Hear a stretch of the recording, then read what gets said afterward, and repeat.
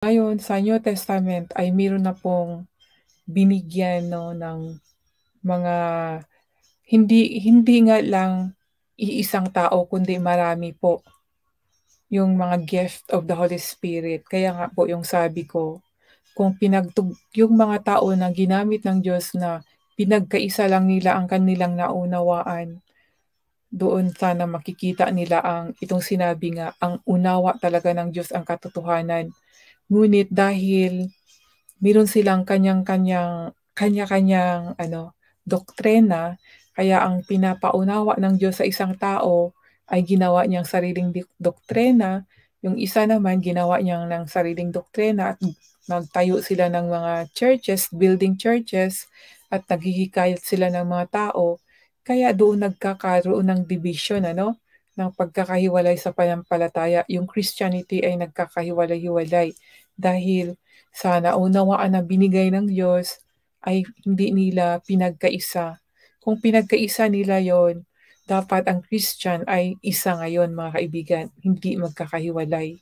Yan po yung nakikita ko na naunawaan ko nung simula nung nagpunta ako ng mga churches no, sa Christian. Mula kasi sa Catholic, pumunta ako ng siyempre nung umuwi ako sa Pilipinas, nag-visiting ako sa isang Baptist church. And then, dito sa Japan, naghanap din ako isang Baptist church din.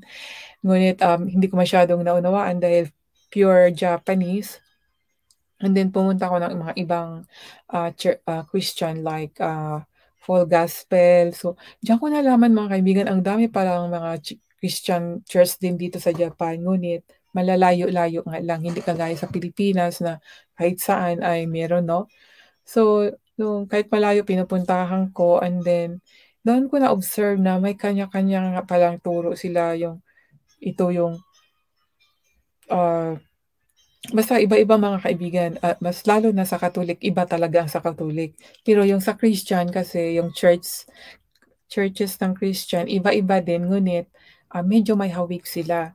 Yung iba kasi, yung napuntahan ko kasi, una kasi yung Baptist, no?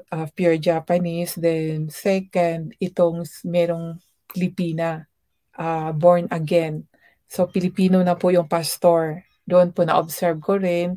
And then next, dito sa Korean pastora.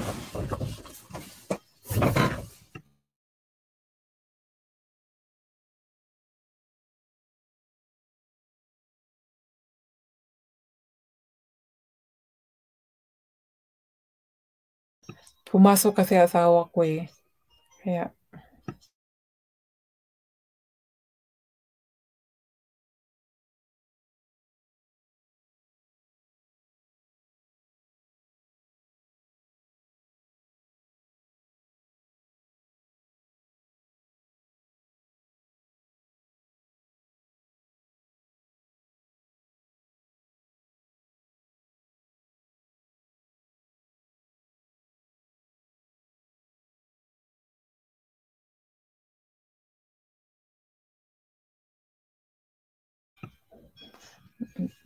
so yun mga kaibigan, nung napasok ako sa iba-ibang churches, ay na-observe ko meron doon yung sa born again, and then full gospel, and then ano ba yon, yung Calvary, iba-ibang nila mga kaibigan. Merong yung sa full gospel, yun, doon ko nakaka-witness ng nag-speaking and tongues. At yun, ang nila ay sabay-sabay po silang nag-pray. Tapos nagtaka ako bakit parang may another na hindi ko naunawaan yung language. Yun pala ang speaking in tongues. So, pero masaya kasi sabay-sabay silang nag-pray at okay naman yung So, kaya kaya yun mga kaibigan, hanggang ngayon hindi pa talaga na yung tungkol sa Panginoon, no, yung kanyang malalim na dapat ipang-unawa sa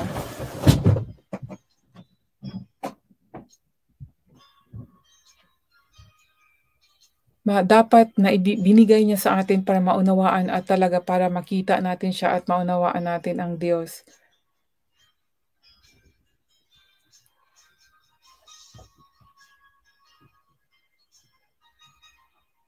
Kaya hanggang ngayon ang Panginoon ay unsearchable pa rin siya. Amazing talaga ang Panginoon ano, nakaka-amaze siya dahil, ah, no one can reach. Ngunit, kung atin namang malaman 'no nung talata sa New Testament, yung kaluwalhatian ng Diyos actually nasa atin din yun, eh, kasi ang kaharian ng Diyos ay nasa atin. Yun po yung may mga talata pong gano'n,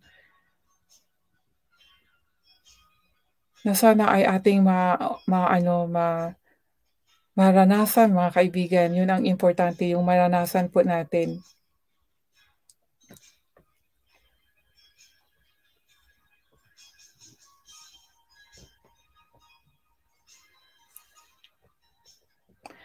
So mga kaibigan, ngayon natapos na po ako sa pagbasa at na-share ko na po yung konti kong naunawaan at ngayon po ay magpapaalam na po ako at salamat po sa inyong lahat sa aking naging panauhin. Mega love shoutout sa'yo din sa